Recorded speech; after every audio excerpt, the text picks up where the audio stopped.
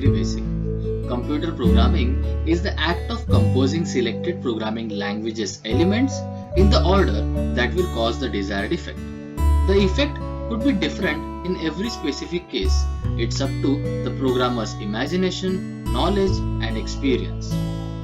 Of course, such a composition has to be correct in many senses, and the first sense is alphabetical. A program needs to be written in a recognizable script, such as followed by any standard language. The second is lexically. Each programming language has its own dictionary, and you need to master it. Thankfully, it's much simpler and smaller than the dictionary of any natural language. The third is syntactically. Each language has its rules and they must be obeyed. The fourth is semantically. The program has to make sense. Unfortunately, a programmer can also make mistakes with each of the above four senses. Each of them can cause the program to become completely useless.